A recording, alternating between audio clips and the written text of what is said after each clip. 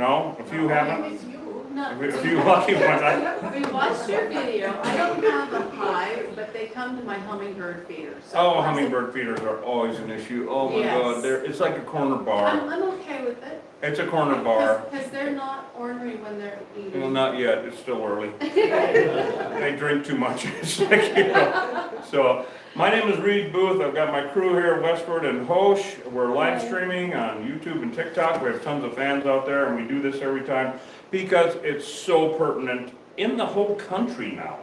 These doggone Africanized bees are in all of the lower 48 states now. Oh. Go figure, and Alberta. They killed a beekeeper in Connecticut. And so we're going to be going into a whole bunch of stuff, and being first responders is, you know, after this session, we're going to open it up to the general public at 2:30, as you guys probably know. I've got a PowerPoint presentation I'm going to run through, and then after that we'll open it up to questions, comments, and dialogue, etc. And so I'd like to get started with it. And again, we work closely with Mobile Training Solutions out of Tucson, and Linda and Jason, and they helped put this together. So let's get started, Hosh. Oh yes, that, of course. And if everyone can hear me okay, that's awesome. And yeah, we'll just get going. Let's go ahead and scroll through it. So just some bee basics. Most everyone probably knows that they are Hymenoptera along with ants and wasps, and that actually means married or hooked wings.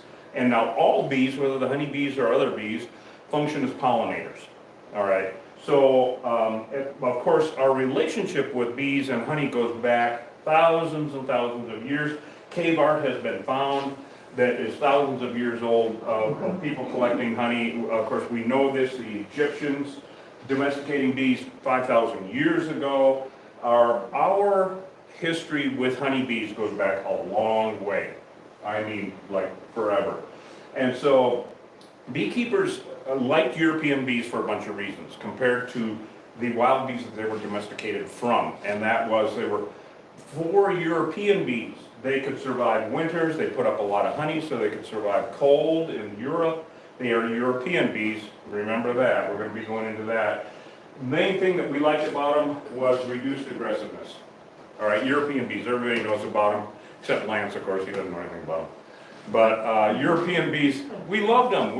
They were nice. They gave us honey. They were an insect. They never tried to kill us, unlike what we got going on now. And they didn't swarm as often. Now, everything's changed with Africanization. So we're going to be going into that heavily. All right, let's go ahead. Next. So, this is a very interesting subject because, like I said, European bees. All right. Wait, European bees. We're so used to saying it, we don't even cognize what we're saying. They're not Midwestern honeybees, they're not Alabama honeybees, they're not California honeybees, they're European honeybees. Honeybees are invasive to the Western Hemisphere. They don't belong here. They were brought, and I've got a map that we'll show in a second here, that shows the invasion of European bees from east to west. There were no honeybees in the state of Arizona until 1872. Now this is all amazing to most people to learn this stuff, but it's really good to communicate with people about what honeybees are actually, what they actually are. We've been fed a lot of lies about it. People lived in the Western Hemisphere for eons without honeybees. So chew on that one for a minute. Now, how in the heck did the ecosystem live without them? Because we've been, of course, trained to think we can't survive without them. We have our native pollinators, all right, which are mostly solitary bees. And they are very much specialists. They will focus on one flower, and that is basically what they'll focus. They are not aggressive, they don't care about us, and we all know they're wasps and hornets, but now of course ground hornets, I take it back, they can be a little bit aggressive. But they're mostly solitary bees, and they're, again, all bees are pollinators. So honeybees, our native plants, all of our native plants, all of our mesquite and catclaw and everything else here do not need honeybees for pollination. They do need our native pollinators. And they're generally non-aggressive, like we said, all right? So there are a buttload of bees, not honeybees, bees, especially the northern Sonora Desert area. It's very interesting that just the region around Tucson is thought to have one of the highest population varieties of bees, pollinators, native pollinators in the world.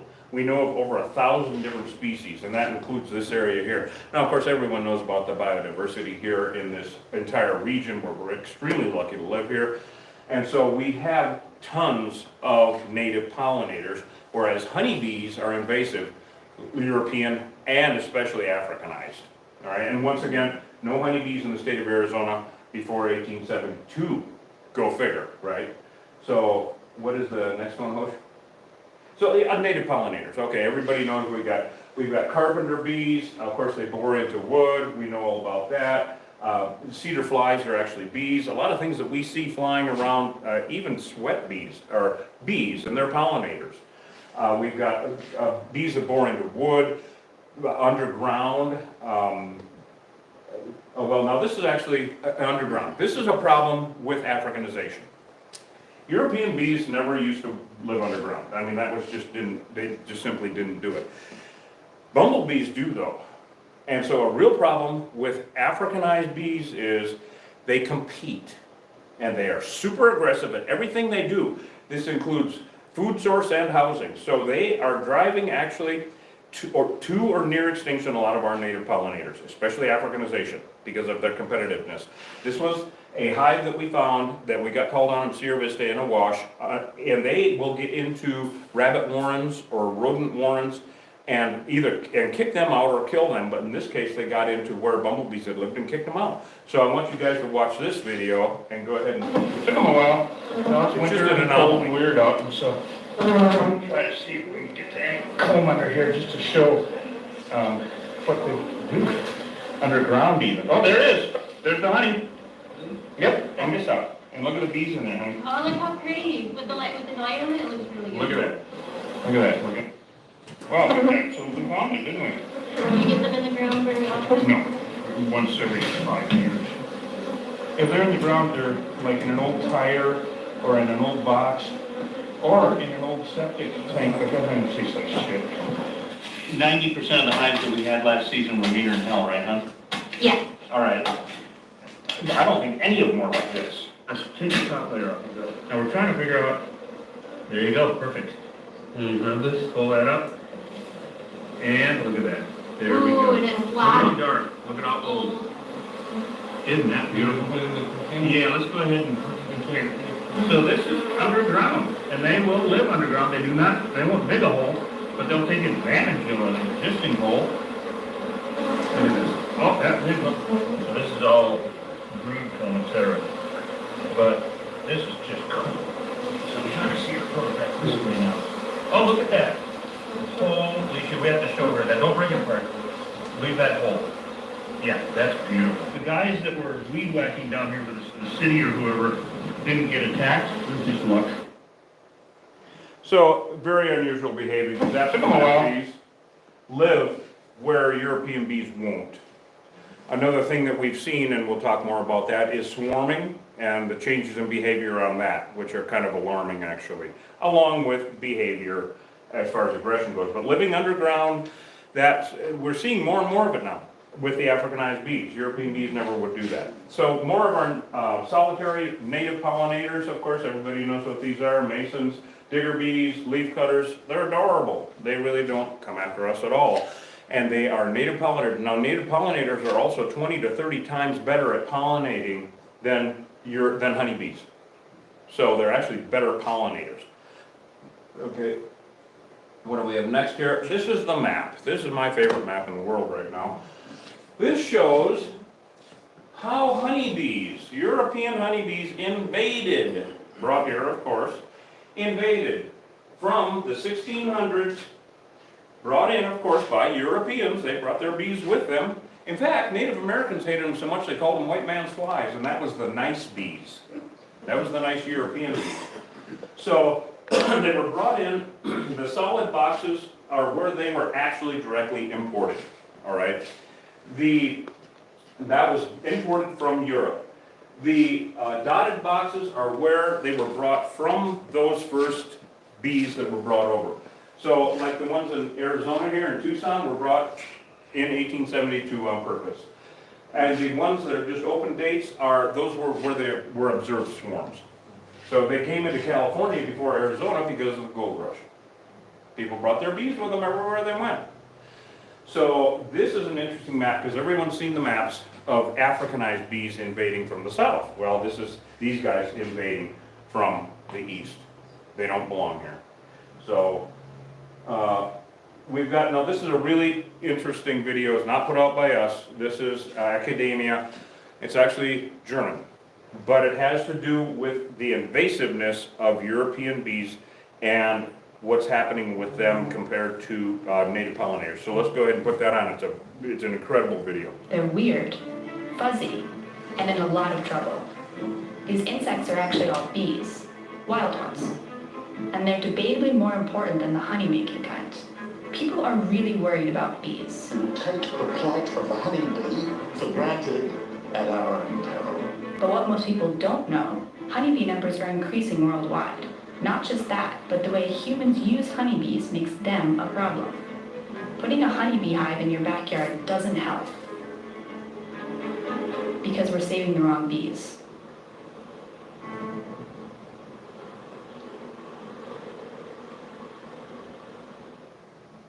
Animals are involved in the pollination of 90% of the world's flowering plants. And when you think of pollinators, the honeybee probably comes to mind. That's because honeybees and humans have an ancient relationship. Bees have been managed for thousands of years. There's a lot of evidence that it played an important role also in the ancient cultures in Egypt and in Greece. And so beekeeping has always been very widespread. Axel is the chair of the Invertebrate Conservation Committee at the IUCN. Honeybees are native to Asia, Europe, and Africa, but nowadays are everywhere except Antarctica. Apis mellifera is the most common honeybee and the best studied, although there are another 10 known species. They're general pollinators, meaning they will pollinate most plants. And although honeybees are at risk from pests and disease, the number of colonies worldwide is actually growing. According to the FAO, managed hives have increased worldwide by 83% since 1961. Because they are always managed by beekeepers and also receive veterinary treatment and so on, there's no risk that they will become extinct. But honeybees aren't the only bees. The general public confounds bees with the honeybee. This is Isabel, a pollination ecology researcher specializing in urban environments. It would be the same situation if, for example, you were talking about birds and people think that when you talk about birds, you talk about chicken. There are around 20,000 different species of wild bees, and they are the most important wild pollinators. They're mostly solitary, and unlike honeybees, are suited to specific plants, which makes them much better at pollinating. A hectare of apples, for example, would require tens of thousands of honeybees to pollinate, but only hundreds of this wild bee, because Osmia cornuta is particularly good at apple pollination. Each flowering plant is strongly connected to a pollinator that fits accordingly to the lock and key principle. An entomologist by training, Sabrina is a project manager at the Research Institute of Organic Agriculture. This perfect fit between flower and its selected pollinator is the product of an ongoing co-evolution for centuries that is still operating. Like the squash bees native to Central and South America. They're perfectly suited to squash plants. They're early risers, and squash flowers are only open early in the morning, while the honeybees are still asleep. Don't like squash? How about tomatoes, potatoes, or eggplant? These crops also need wild pollinators, loud ones like bumblebees to be precise. Their flowers require a vibrating buzz to release their pollen, something a bumblebee perfectly provides. Honeybees just don't have that skill. But wild bees are in serious decline. And this doesn't only affect them and their ecosystems, but our food security as well. Worldwide, wild bee diversity has been decreasing each year since the 1990s. Pesticides, intensive agriculture, and especially habitat loss are main drivers. A recent study found that we may have already lost a quarter of wild bee species, but assessment is hard due to the lack of global data. Various regional estimates suggest over 40% of wild bee and butterfly species are threatened. Farmers are already noticing a difference. When they walked along a field, everything was full of pollinators. And nowadays it's more like everything is calmed down and nobody knows where they are. This loss of diversity can cause knock-on effects on whole ecosystems. Less pollinator diversity means fewer wild plants. This can hurt animals that use them for food or shelter. And it's also bad for the future of our food. The yield of cultivated plants is higher when they are visited by a variety of pollinators compared to when they are visited by only honeybees. Remember Osmia cornuta, the apple specialist?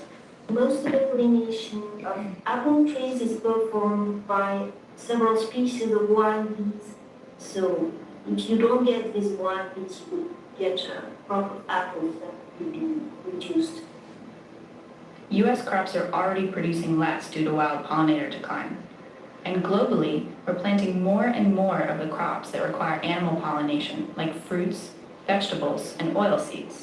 The increase in honeybees hasn't kept up. This means pollinator dependence has increased around 70% since 1961. And combined with the decline in wild pollinators, means an emergency for the global food supply. This is especially true in countries with many large monocultures that destroy wild pollinator habitats, like China and the United States. Not only that, the way we use honeybees actually makes them a part of the problem. According to the American Beekeeping Federation, 2/3 of the 2.7 million honeybee colonies in the US are used for pollination. Most go to the almond fields in California, where 80% of the world's almonds come from. Then bees rotate around the country to pollinate other crops. Nowhere else in the world uses honeybees for pollination like the US, but the trend is growing in Europe too as wild pollinators disappear. Unfortunately, it's not so good for the honeybees. They can be exposed to pesticides from the crops or catch diseases from the other colonies. And these honeybees are also a threat to wild ones. Within a honeybee hive, you have tens of thousands of individuals that need a lot of food. They will eat most of the floral resources, and there will not be enough left for the other pollinating species. If you have many bees, then they will probably outcompete this native species very fast. Honeybees can also spread disease to wild bees. An infected bee can leave some virus on a flower to be picked up by the next wild bee that visits.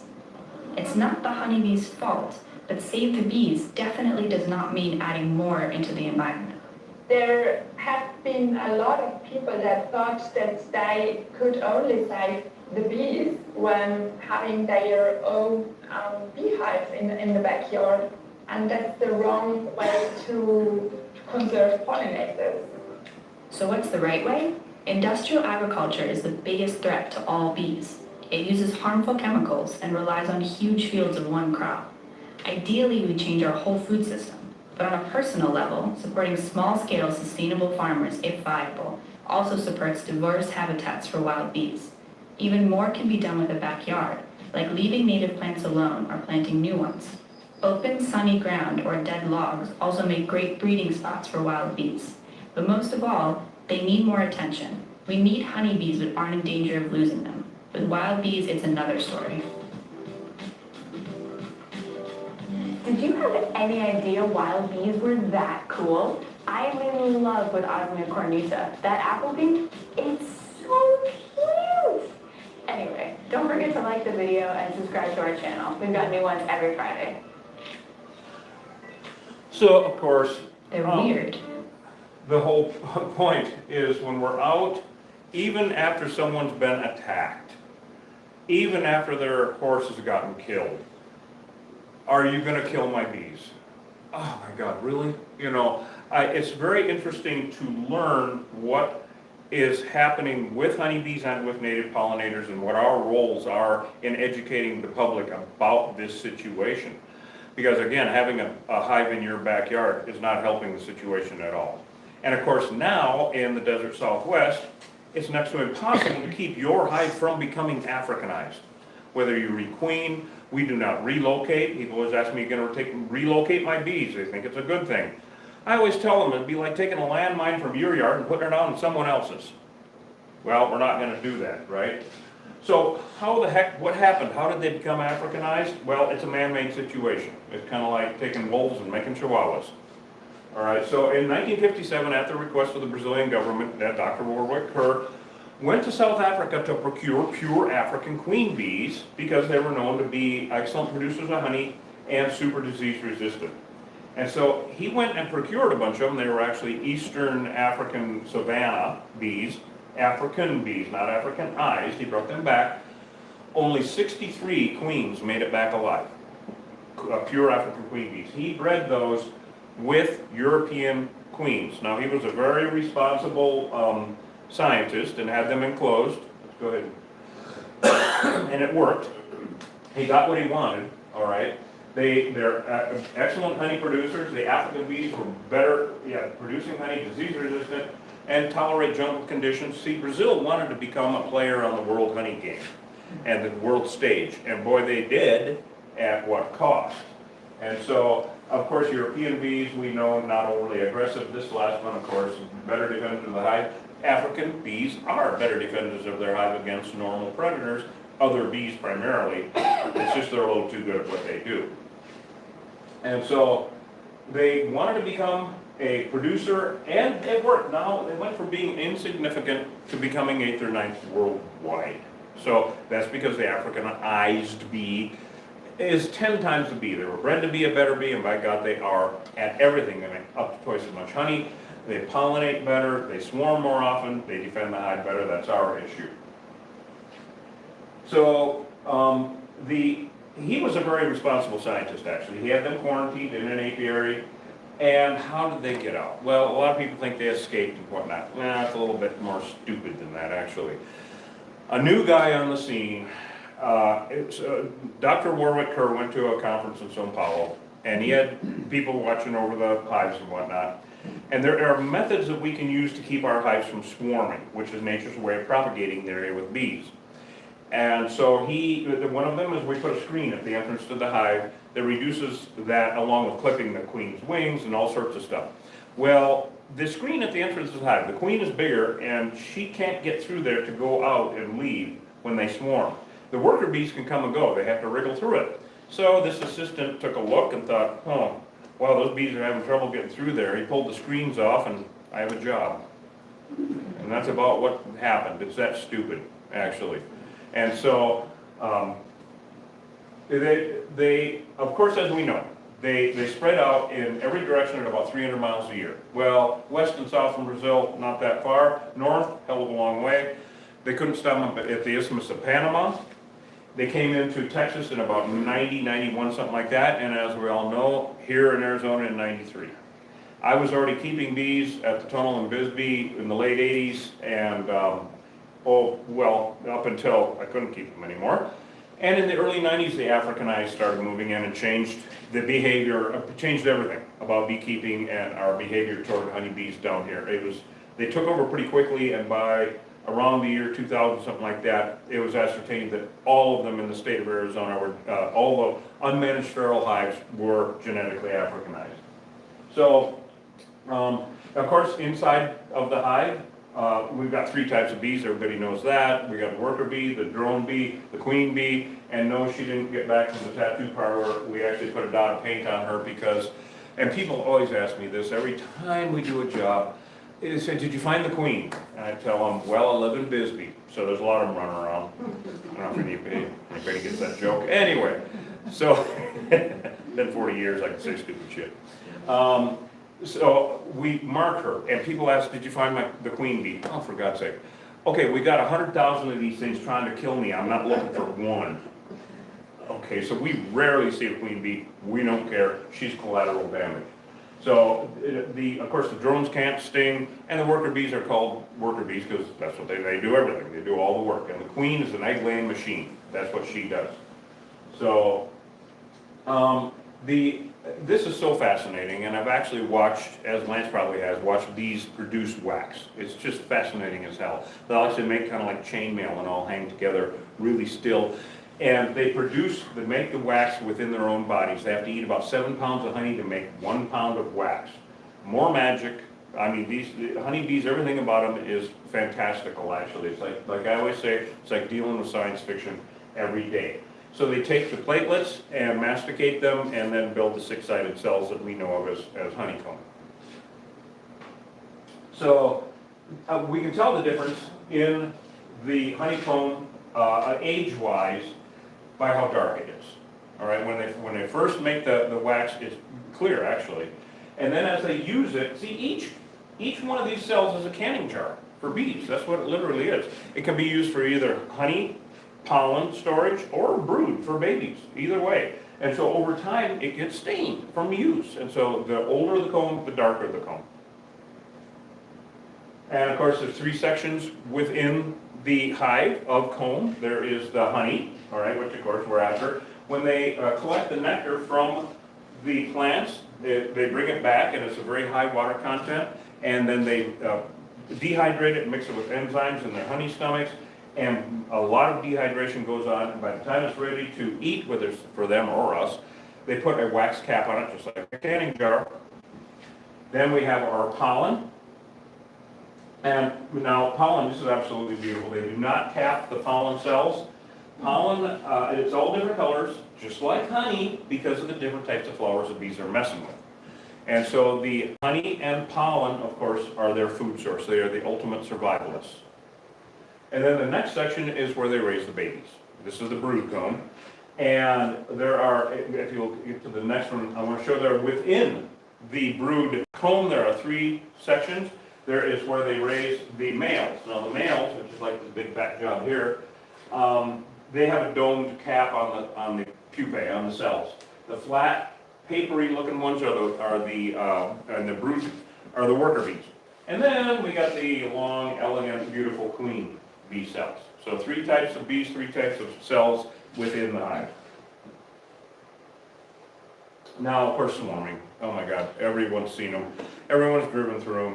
I've already seen them flying overhead and whatnot. And it used to be that of all bees like that hanging in a tree, which that's like 7,000 to 10,000 bees, that used to be the most benign thing in the world. I wouldn't even wear a suit.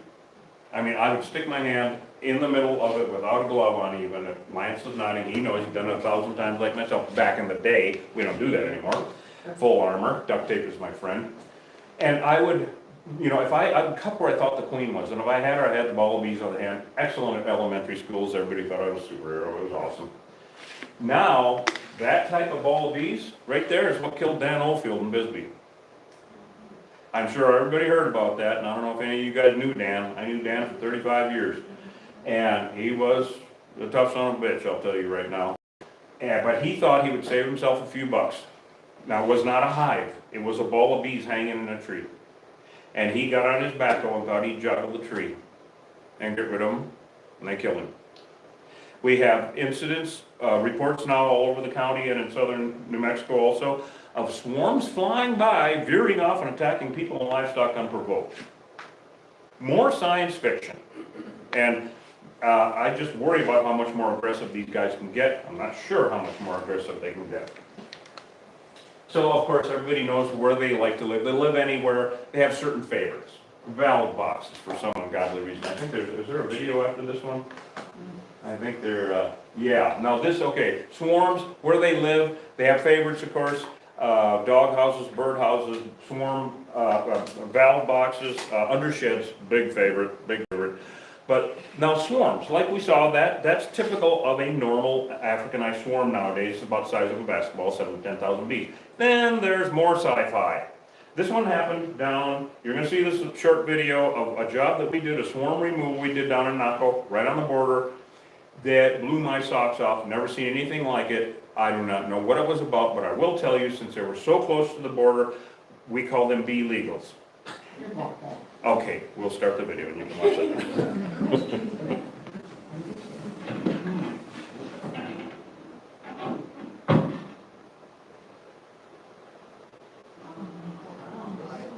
That's one swarm.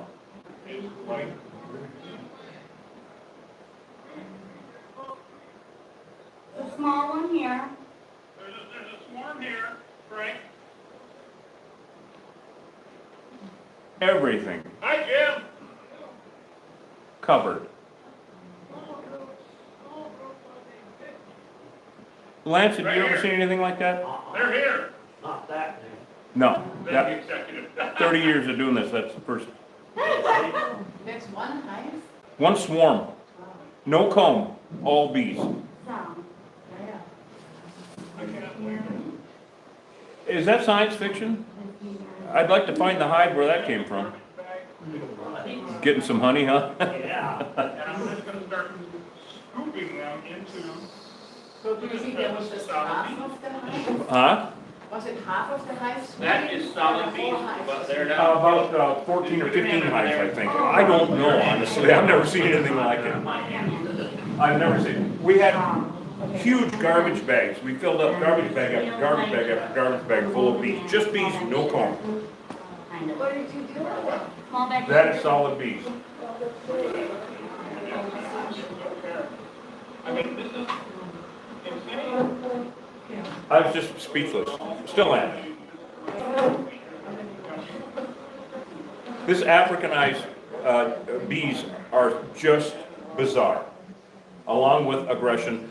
Just weird. Just totally weird as far as bee behavior goes, right? So, of course, now swarming is a real problem here because with Africanized bees, mainly because they do it more often. So it's nature's way of propagating the area with bees. You've got a hive. 10 or 20% of the bees take off, go find a new place to live. You still have your hive. The European bees will do that 5 or 6 times a year left to their own devices. Africanized bees will swarm up to 30 times a year.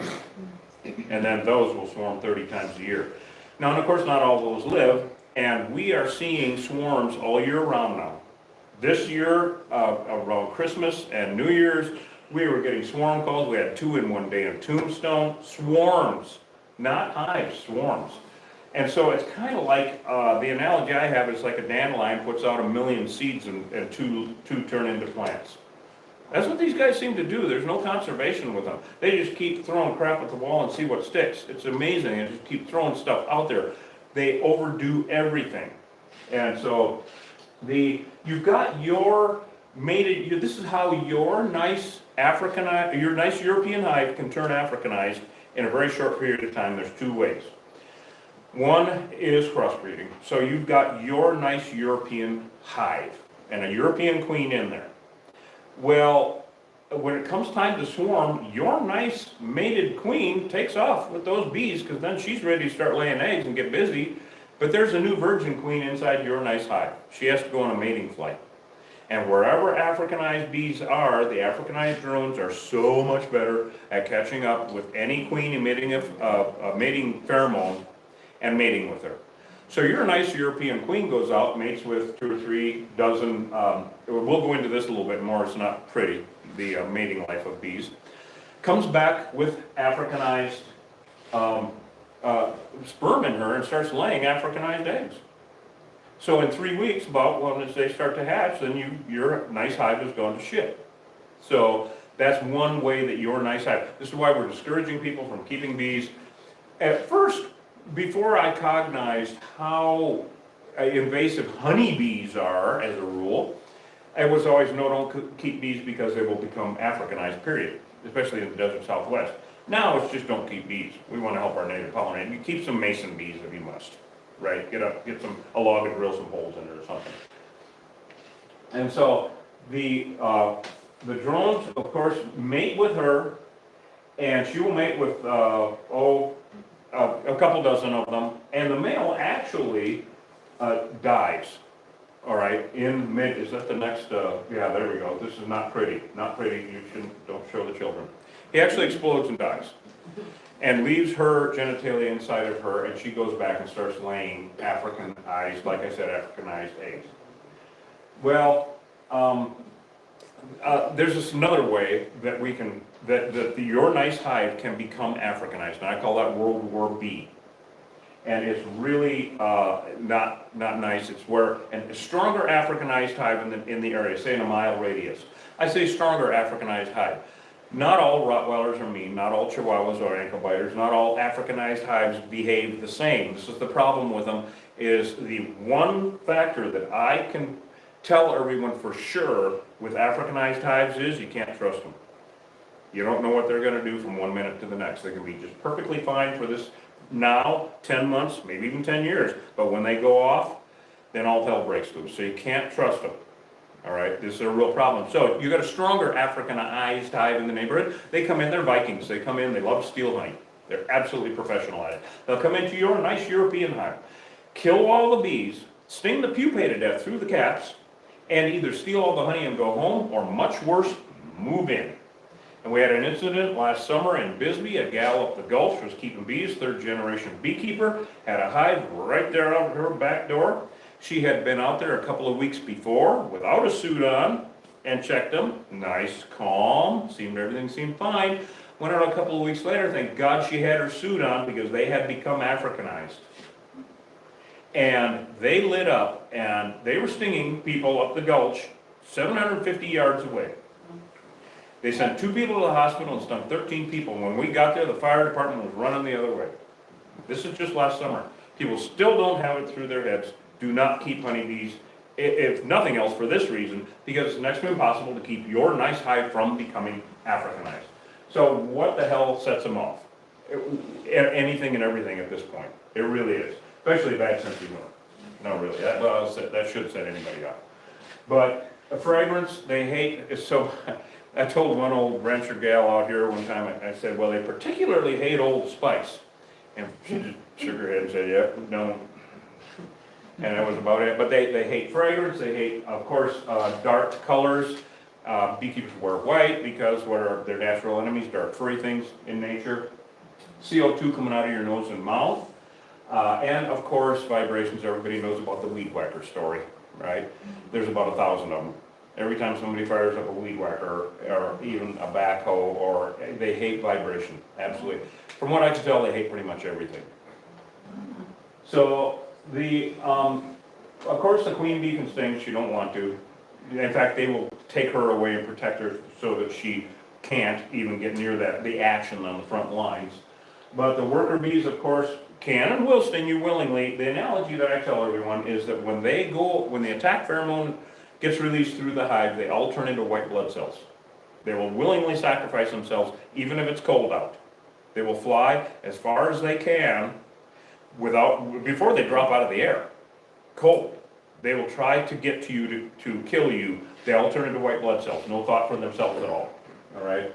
So the attack pheromone is all prevalent.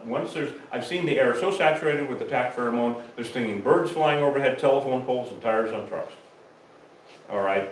But here's something that most people do not cognize, is that when you get stung by them, and of course more times the worse, you cannot wash that pheromone off your skin. It's subcutaneous, it goes into your bloodstream. So for up to a week, depending on your metabolism, you're marked.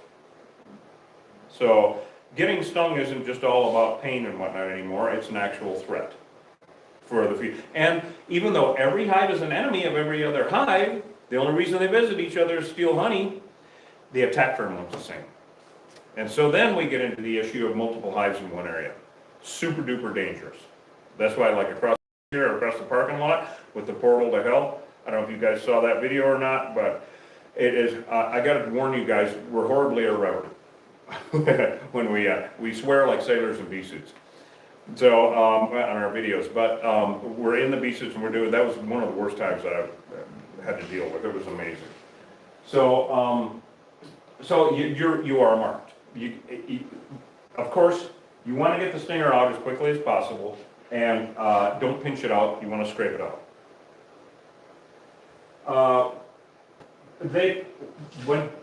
When bees are always out looking for something to do. Always. If it gets above freezing now, they're out sniffing around. Bud, who lives down the street here, Bud and Deb, was sitting out Monday, sitting out in his yard, and a bee came out of nowhere and stung him in the neck. All right. Was that a foraging bee? I don't know. Was he too close to a hive? I don't know. They will attack from 100 yards away. Usually a weed whacker or have a reason. The behavior, once again, you can't trust them.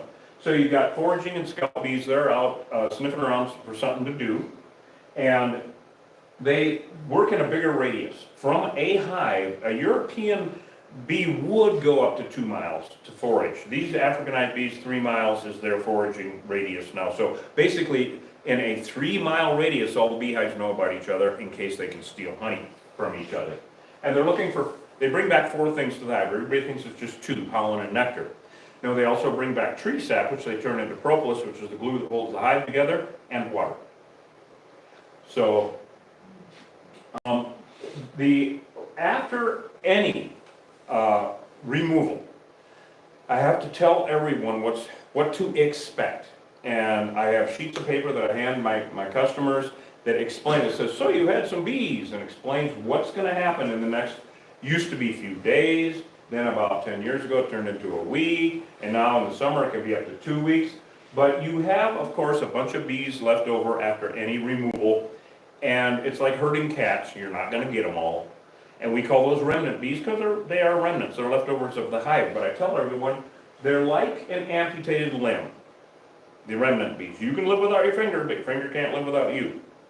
And again, they cannot go to another hive. They belong to that organism only.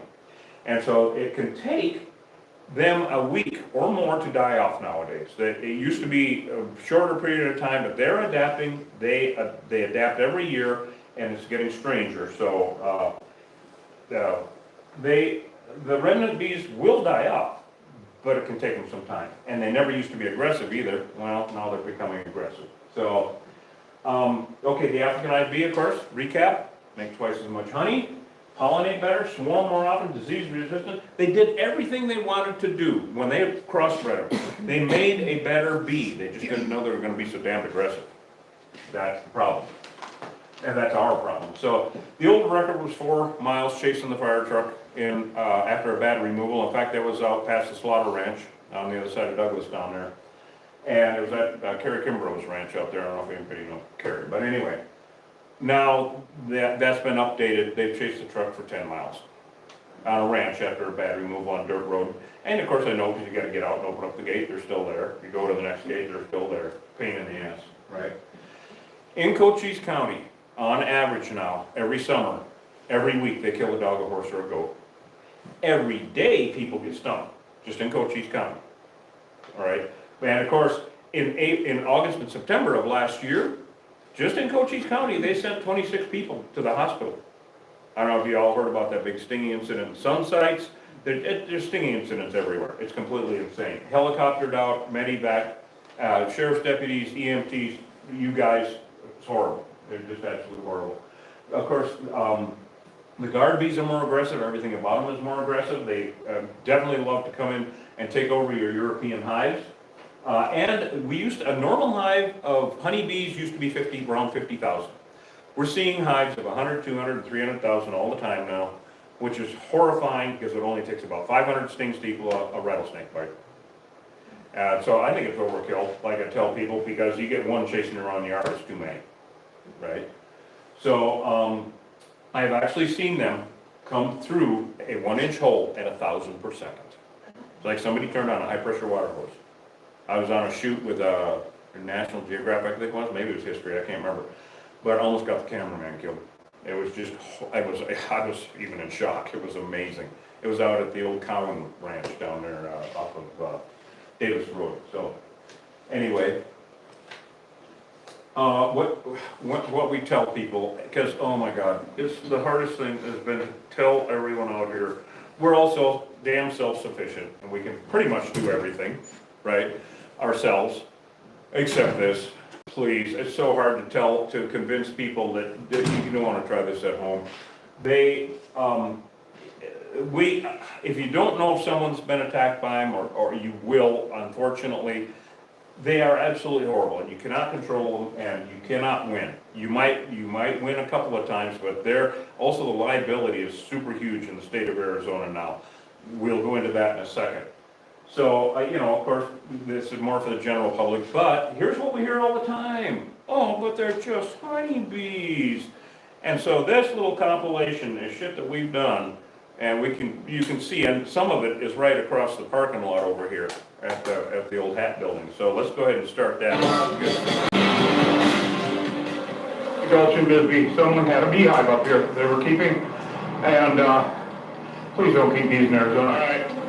Horse just got a damage thing. Isn't that Like, you're not gonna let these bees kill you, get up. This is like you don't have something in the back. And so they're gonna go sit in the front and see if I have a hole. This is unnecessary shit. Oh my God. I hope the lady lives. In the back. I'm flying around stinging, I'm just, Oh my God! Oh my God. Completely insane. man hanging upside down, completely. Is that the most helpless feeling? And there was nothing that I could do. Wow, get the sunlight.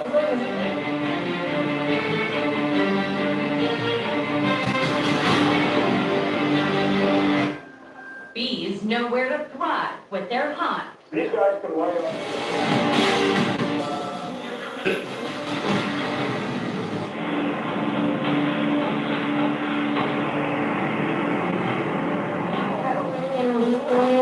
Like a one handle.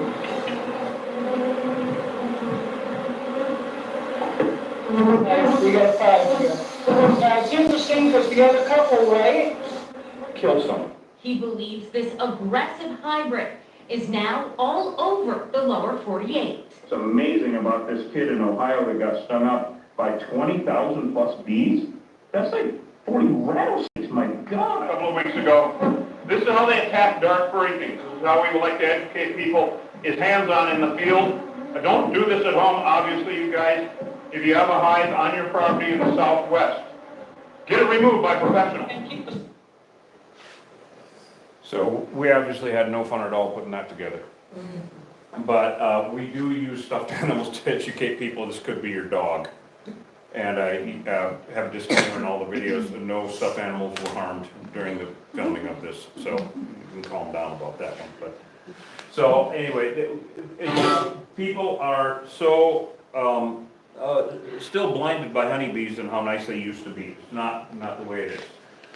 So, of course, you guys being, out in the field and whatnot, this is all pretty obvious stuff. I think you guys all know about this. No more zigzag running, straight line it. Don't jump into water, whatever you do. About 95% of people that jump into water get killed because they follow the bubbles, the CO2 come out of your nose and mouth.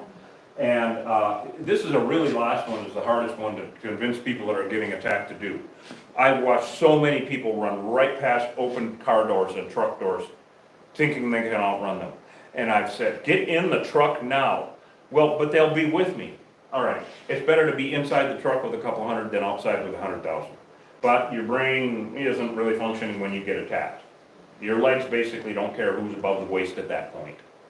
All right, so this is what I wanted to talk to everybody about, and you can pull this out of your hat if you need to. If people are still romantic about it, they're just honeybees and we need them for all that. Well, on top of that now, Arizona Revised Statute 36-601, I actually helped write it.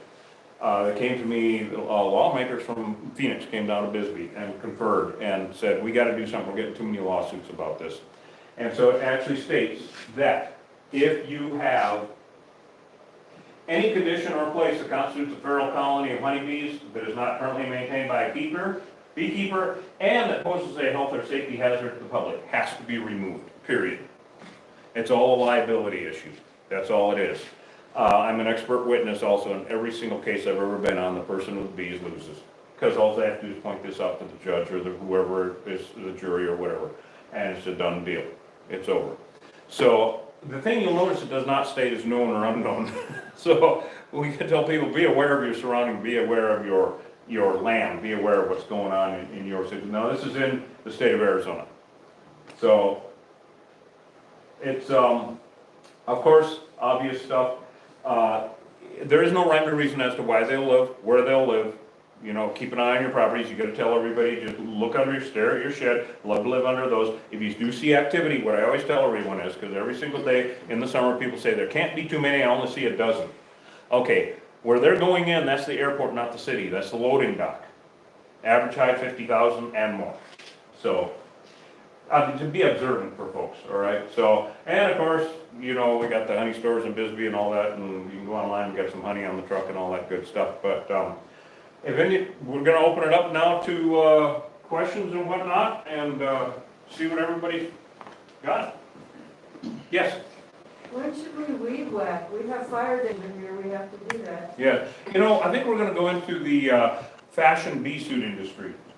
I was up on Frontier Road and driving by, and this old guy that I knew, George, was out mowing his lawn on the riding lawnmower in a bee suit. And I told him, I said, what the hell, George? I mean, it's good looking and everything, but you know, what's going on? And he said, well, too many swarms flying over, and they've gotten aggressive with me, and it keeps some of the mosquitoes and no-see-ums off. And I was like, okay, well, we'll deal with that. So the main thing is to make sure, of course, that you don't have any hives on your property. But we also now, we tell everyone, if your neighbor has bees, you have bees. They don't know fences and boundaries, right? So, like, it's really hard, because like with these Forest Service, and I work with, you know, Armando and whatnot, and different, and state parks and whatnot, the Wonderland of Rocks, and so the consensus now, they ask, like even the San Pedro house and whatnot, everybody's asking me, what is the rule of thumb when it comes to hives, feral hives on public property or out in the boonies? And so, if they're 20 foot up in a cottonwood and higher, all right, you know, there's inherent risk whenever you're out in the boonies doing shit that you shouldn't be doing anyway, right? If you're on a trail, if you're not on a trail and you're up in the boonies and you get stuck or lost or bit by something, you're gonna pay to get rescued. All right, so if they're within like 10 yards of an actual trail or a campground, then we get rid of them, 20 foot up. So if your neighbor has bees, you have bees. And so just being aware, making sure you haven't got any hives on the property. If you weed whack at 35 degrees, are you okay? Oh, I think it's awesome. Oh my God, doing everything at 35 degrees here in the desert Southwest is really awesome as far as I'm concerned. If I could remove bees in a snowstorm in zero, I would. Oh my, I've had heat exhaustion so many times that, Lane, you probably had heat exhaustion. Probably everybody here has had heat exhaustion. It's evil. Oh my God. So I think it's a good idea. Yeah. Yeah, 35 degree landscaping zeros. I think it's a good idea. Anybody have any other questions or whatnot? Yes. Shoot. Different stings. I'm assuming the bees are coming from the same hive because they're all up there in paradise. Mhm. But one sting, my thigh, my calf actually swelled up like my thigh, and bees kept coming to me. Yep. The next day, the bee got on my skirt a little bit higher, normal bee sting, no bees came to me. What makes the pheromone factor different? Well, you already had pheromone. You'd already been injected. Okay, but the second bee was just a normal, I don't react to bee stings. Oh, that's interesting. The So you had a localized reaction that was different huge, than the rest of your body, your own physical body. Well, apparently, because you got stung that one time and your body went into overload on it. but just the one bee. Yeah, the one I've bee. never had it happen with another bee. Oh, that's actually scary, because that makes you think then that you you're getting allergic. You know, okay, then So I've been people, stung several times after that, never had that reaction. oh, bless your socks. Then Right. then there is no rhyme or reason to it. No. None. And people always ask me about the, allergic reaction situation. Okay, I use the nut allergy, peanuts, okay? Some people are born allergic to peanuts and get over it. Some people don't. Some people are born just fine, can eat peanuts until they're 32 years old, eat a peanut and die. So that's why the old thing about old beekeepers, in fact, most of the equipment that I got back in the early days, in the late 80s and early 90s, was from old Tom Moorhead and old man Morin, George Morin's dad, and all those old guys. They called me up and they said, well, you're the young buck on the street now, and my doctor told me if you get stung another dozen times, you're gonna die. Can you come and get all these things? And that was before Africanization, right? And so with each individual, it's really hard. There is no rhyme or reason to it. Okay. And the second is Yeah. with the bee suits, when they get stung, like you guys have Oh, been God. stung. Can you wash them? Do you air them out? Can try. Or do you throw them away? Well, no, we wear them. I mean, oh, good Lord. If I could afford to buy a new bee suit every time, I would. But, sometimes we'll get 10 to 15 calls a day in the summer. Do the pheromones that are on the bee suit They're just then there. attract other Oh, yeah, bees? absolutely. Oh, we are the enemy.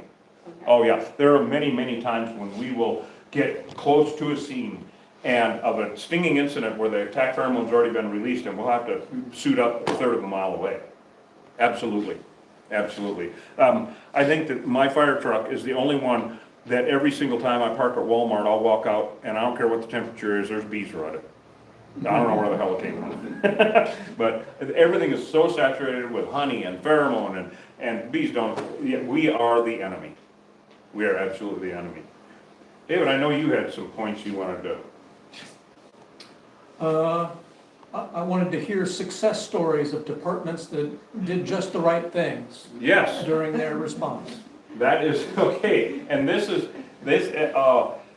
boy oh boy, over in Sunsites last summer, everybody probably heard about that incident where the father-son team was tearing down the house. They had a great big track hoe, and it was right on 191 and Dragoon Road there, and they were tearing down this big ass house, and there was a hive there, and they got into them. And so the son, 35 or something, took about 300 stings. When the Sunsites Fire Department, bless their socks, man, superheroes, they showed up, and the father was laying on the ground, unresponsive, so covered in bees you couldn't see any skin. Well, these guys, now, most fire departments don't have bee suits, all right, which, of course, I think all fire departments should have bee suits.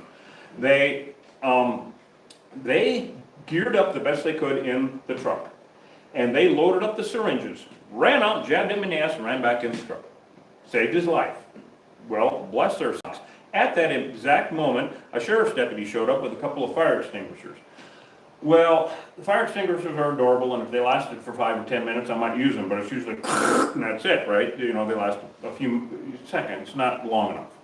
Not long enough to subdue them. But he cleared a path for them so they could actually go and grab the guy, throw him in the truck, take him to Wilcox. Well, of course, everybody in the ambulance got stung. The sheriff's deputy got stung. Everybody in the Wilcox Hospital got stung. The helicopter came. Everybody in the helicopter got stung. This happens over and over again. And they took him up to Tucson. He lived. We actually talked to him on the phone. About a month later, we did the removal, about 2 or 3 weeks after that. And he survived. He took over 1,000 stings that they know of. All right, just total envenomation. So amazing. These guys, quick thinking on their part, did that. Now I've gotten calls from all over the country from first responders en route, usually EMTs, sometimes sheriff or police going, you know, we're en route to a stinging incident, what do we do when we get there? My usual response is don't get out of the truck. A dead EMT or cop ain't good to nobody.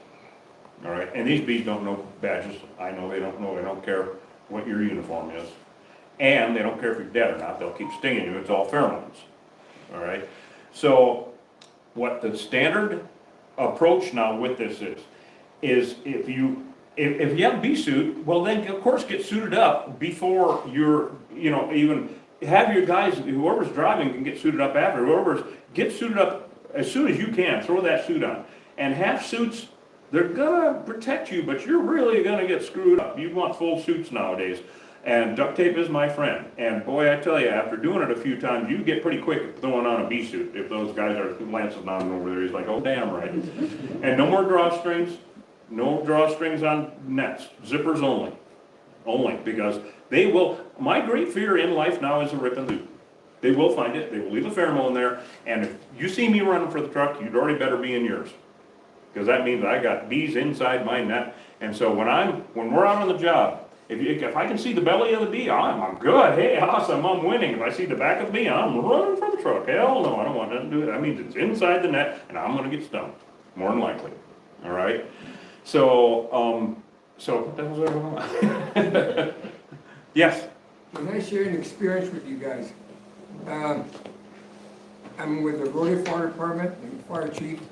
I had an event like that with bees in Rodeo. Big swarm behind the Catholic Church. They were maybe 3 feet long, about, maybe this round.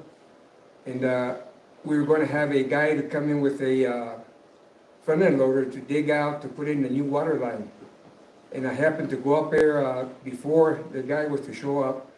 And I walked in the back and I heard something, started looking around and seeing the swarm down. And I feel, well, what am I gonna do about that? Because I've got this worker coming up to do some work on it. So what I did is I went back to the fire station, I got the brush truck, and on that brush truck, we carry, Class A foam. Yep. We have a foam eductor. Yep. And I bunkered myself up with bunker gear, and I set up a line with a foam eductor with a Class A foam. Yep. And from about 30 feet away, Yeah. I started spraying them, and within 2-3 minutes, they all dropped down to the ground, completely dead. Yeah, perfect. They Yep. did not swarm out anywhere or anything, you know, and that was, you know, the only way, because I couldn't wait till later to try to get somebody to come up to clear them out. Well, yeah, of course. And I use that Class A foam on it, you know, Yeah. with a certain nozzle on there with the same on the eductor to be able to Yeah. dispense. And of course, the that foam out, suffocates you know, them. And That that suff- did the job within minutes. That suffocates them. I mean, that's excellent way to take care of a swarm. Fire departments now, pretty much everywhere in the Southwest won't even approach they'll take people to the hospital, but if they're coming and going out of a hole in a wall, don't even spray it. Don't do a damn thing, because all you're doing is ringing the doorbell. That's all you're doing. A swarm like that, absolutely. Absolutely, excellent. Now, I don't use soapy water anymore, and I haven't for years. It works great. And you watch some of the old videos I got, I had the power washer on, you know, just like you guys. I got way too many complaints about the mess. Yeah, you know, the drywall fell in my ceiling because you hosed down the bees. It's like, oh shit, sorry about that. Yeah, well, you're alive, aren't you? You know, and so I don't use that anymore. Now, what I do use, and this will pertain to something that David had wanted to hear about, is, and I really recommend it, it's inexpensive and super effective, non-toxic way to control bees in the air or on a hive or even in a swarm.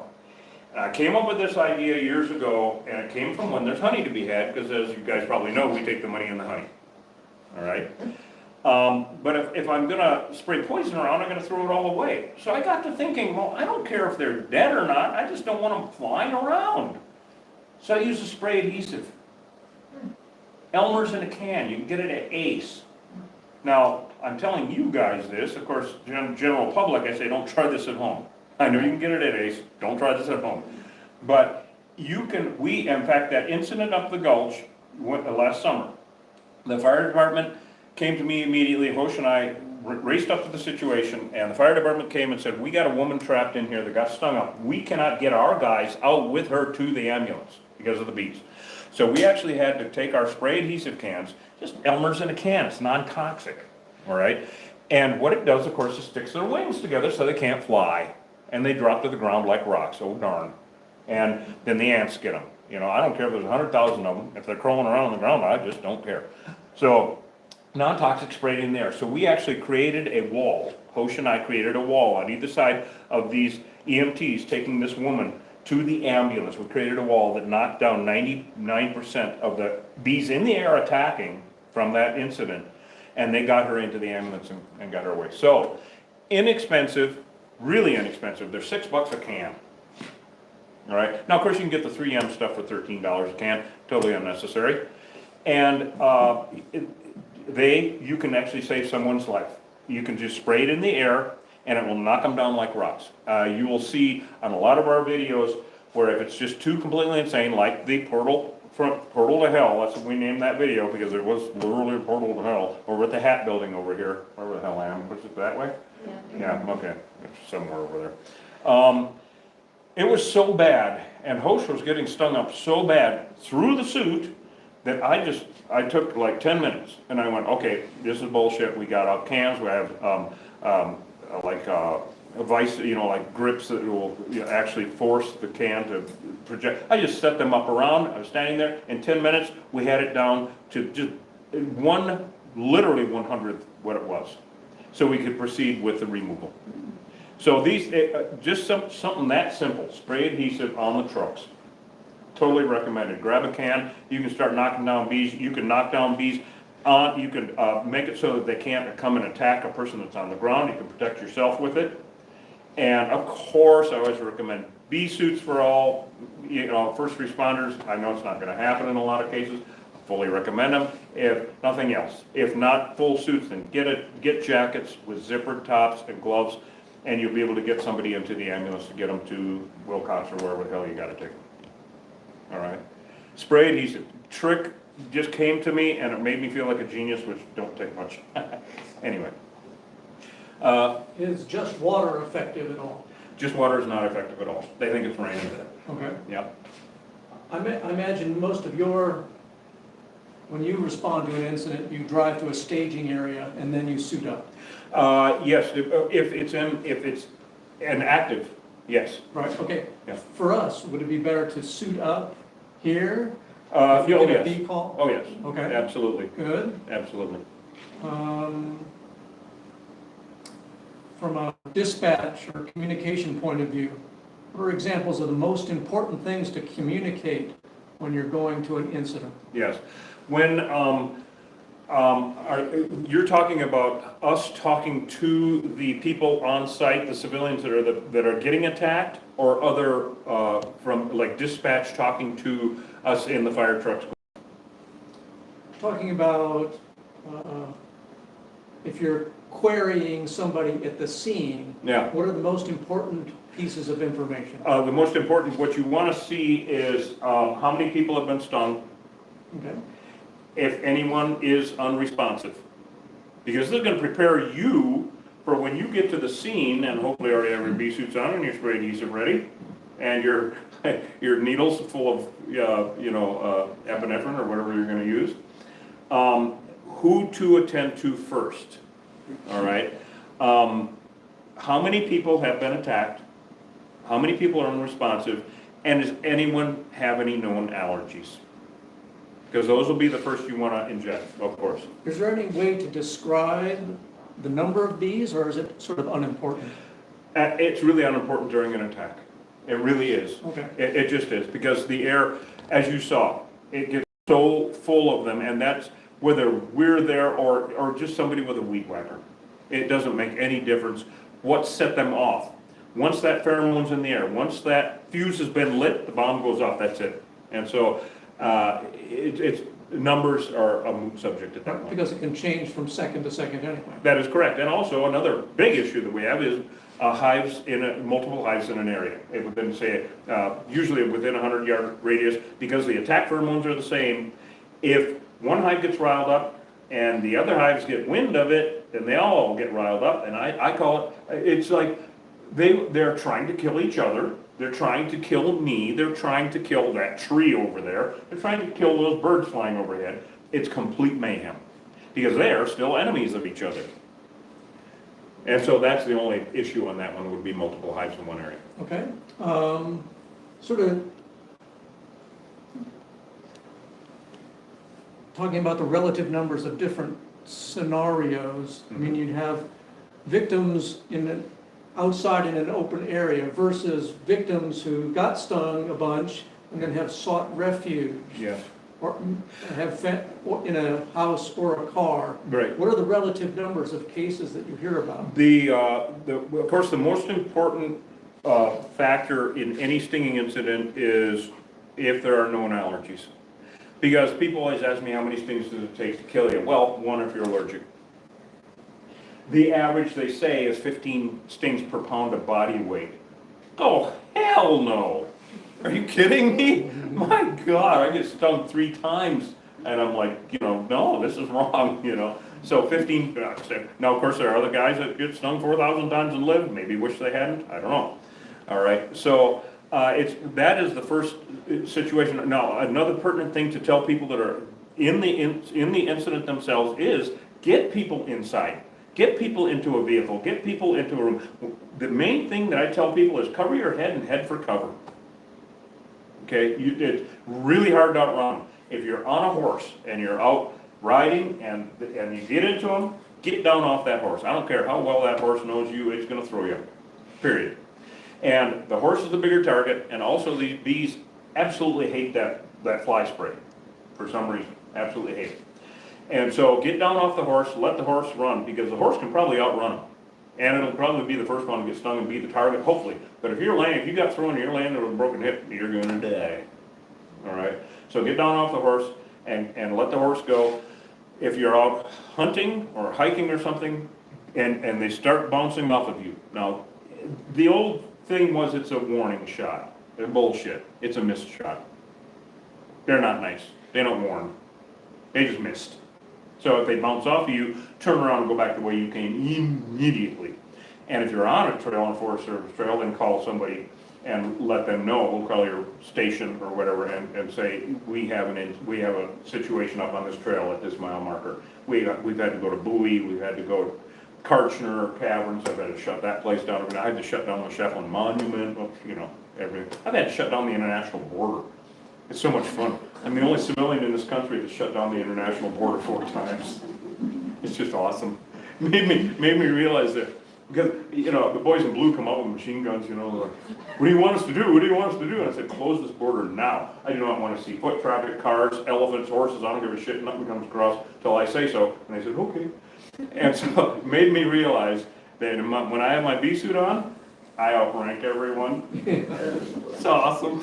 Do you have spotters outside of the area? Have what? Spotters. They could, if you go down, if you have a real bad problem. No, in fact, I've actually had one time, a customer thought that I was getting into trouble, and they called the fire department, and the fire department said, oh, no, he'll be fine. They didn't even want to know about it. They didn't want anything to do with it. Who? Him? No, he ain't coming. No, I actually do not. Would that be a good idea for a fire department? Oh, it would be an awesome idea. Oh my God, absolutely. Stinging incident. Dealing with all the ranchers and all the first responders and everything in southern Arizona, I go all the way over to Yuma for Homeland Security to do bees, because we do it for Border Patrol, Sheriff, Police, Fire, everybody. And southern New Mexico, it's a generally accepted fact that these are the most dangerous things we live with now, besides each other, of course, right? But these are the most dangerous things that we live with now. One of your slides said that they become aggressive because of fragrance, and I'm going to assume that includes laundry detergent. Yeah, laundry, I use free and clear. So I was going to ask, what do you wash to? Yeah.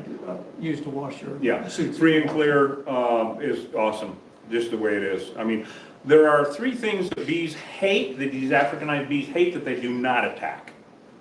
Everything else they hate that they attack.